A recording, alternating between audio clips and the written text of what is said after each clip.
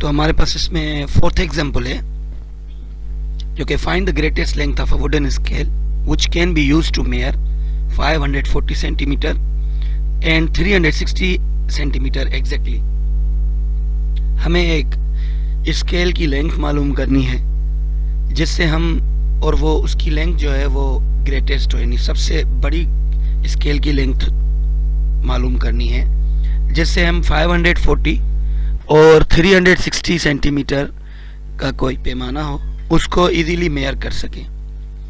तो इस क्वेश्चन में वर्ड यूज हुआ पड़ा है ग्रेटेस्ट, तो इससे क्लियर है कि इसमें हम HCF ही मालूम करेंगे, क्योंकि हमने पहले ही डिस्कस किया है कि ग्रेटेस्ट वर्ड जहाँ भी प्रॉब्लम में आता है तो उसमें हम HCF ही मालूम करेंगे। तो हमने इसको HCF बाय फैक्टराइजेशन मेथड किया है। तो हमने 550 के जो फैक्टर्स लिए हैं वो ये हैं, और जो 360 के फैक्टर्स है वो कुछ इस तरह है। इन फैक्टर्स को हम अलग अलग करके लिखेंगे। 540 के जो फैक्टर्स है वो है 2 times 2, 3 times 3 एंड 1 times 5। इसी तरीके से 360 के जो फैक्टर्स है वो ये हैं 3 times 2 and 2 times 3 and 1 times 5। इसमें जो कॉमन फैक्टर हैं दोनों में वो मैंने ऑरेंज कलर में हाईलाइट किए हैं, जो कि अगर आप स्क्रीन पे देखें तो एक पेयर 2 का है जो कि कॉमन है, दूसरा भी 2 का है, और 2 पेयर जो है वो 3 के कॉमन है, जबकि एक पेयर 5 का कॉमन आ रहा है। तो हमने इधर नीचे जो कॉमन आ रहे हैं वो नंबर लिख लिए हैं। 2 मरतबा 2 लिखा है और 2 टाइम्स हमने 3 लिखा है और 1 टाइम 5 लिखा है। इनको जब आपस में मल्टीप्लाई करेंगे तो 180 आएगा। तो मतलब कि उस वुडन स्केल जिससे हम 540 और 360 की मेयरमेंट एग्जैक्टली कर सकते हैं, वो बड़े में बड़ी जो स्केल की जो लेंथ होगी वो होगी 180 सेंटीमीटर।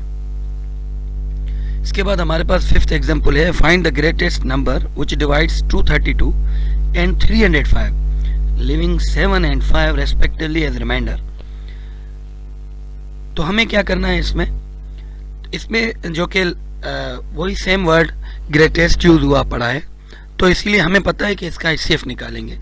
मगर जो कि जो 2 है नंबर्स ये एक्स्ट्रा हैं, एक 7 और एक 5 जो कि रिमाइंडर है।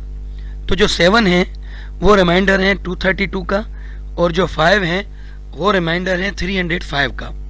तो इसका HCF निकालने से पहले सबसे पहले हम रेस्पेक्टिव नंबर्स में से उनके रिमाइंडर को माइनस करेंगे। तो 232 में से 7 माइनस करेंगे, 305 में से हम 5 माइनस करेंगे। तो आगे हमने ये किया हुआ है सॉल्व। 232 में से जब 7 जा रहे हैं तो 225 बच रहे हैं, जबकि 305 में से जब 5 गए तो 300 बच रहे हैं। अब हम इन दोनों का HCF मालूम करेंगे, 225 और 300 का। तो हमें वो बड़े में बड़ा नंबर मिलेगा जो कि इसको पूरा डिवाइड करेगा, मगर 7 और 5 रिमाइंडर के बाद। तो मैंने इसको division method, long division method के तहत किया है। इन दोनों नंबरों में से जो बड़ा नंबर है उसको हमने डिवाइडेंड लिया है, जबकि जो छोटा नंबर है 225 उसको डिवाइजर लिया है। 225 का टेबल पढ़ा है 300 पर, तो सिर्फ 1 टाइम ही लगेगा। 2 टाइम अगर हमने पढ़ा तो 440 आ जाएगा, जो कि इससे बड़ा हो जाएगा। तो 1 टाइम हमने पढ़ा है 225, फिर इसको सब्सट्रैक्ट किया है तो आंसर आया, हमारे पास जो रिमाइंडर आया है वो आया 75। तो आपको लॉन्ग डिवीजन मेथड का पता होगा कि इसमें जो सेकंड स्टेप रिवाइज होता है वो इस तरह से होता है कि जो रिमाइंडर बचता है वो अगली बारी में डिवाइजर का काम करता है, और जो पिछली बारी में डिवाइजर था वो अगली बारी में डिवाइडेंड का काम करेगा। तो अब हम 75 का टेबल 225 पर पढ़ेंगे, जो कि एग्जैक्टली 3 टाइम्स पूरा इसको तकसीम करेगा, 225 ही आएगा। फिर उसमें से सब्ट्रैक्ट करेंगे तो रिमाइंडर जो बचेगा वो 0 बचेगा। तो हम इसको HCF तस्लीम करेंगे कि 75 जो है वो HCF है। 6 नंबर क्वेश्चन है, the product of 2 number is 360 if their HCF is 6 what is their LCM।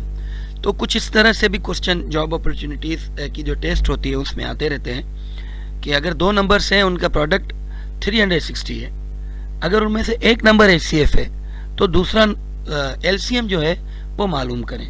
तो 2 नंबरों की प्रोडक्ट हमें मिली हुई है जो कि 360 है, उनका HCF, उन दो नंबरों का HCF भी मिला हुआ है, हाईएस्ट कॉमन फैक्टर भी मिला हुआ है जो कि 6 है।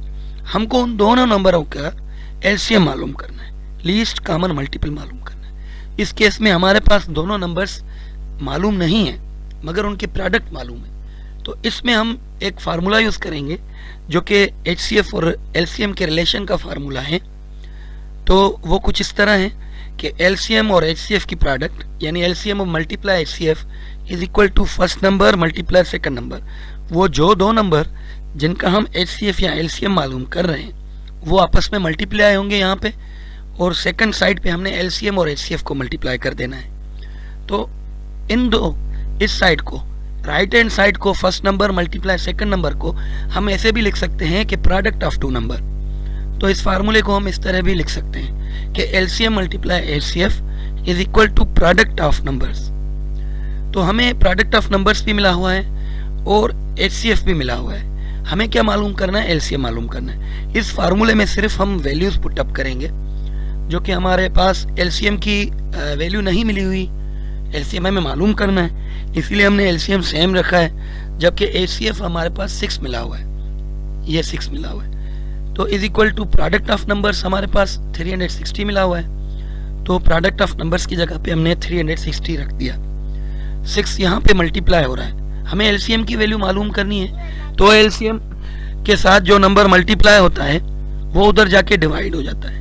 तो अगले स्टेप में आप देखें तो ये 6 मल्टीप्लाई हो रहा है, उधर जाके डिवाइड हो गया, तो 360 को जब 6 का टेबल लगेगा तो पूरा पूरा डिवाइड करेगा, जवाब आ जाएगा 60। तो इसका आंसर आएगा कि उन नंबरों का जो LCM होगा, जिन नंबरों की हमें प्रोडक्ट मिली हुई है 360 और उनका HCF मिला हुआ है 6, तो उनका LCM आ जाएगा 60।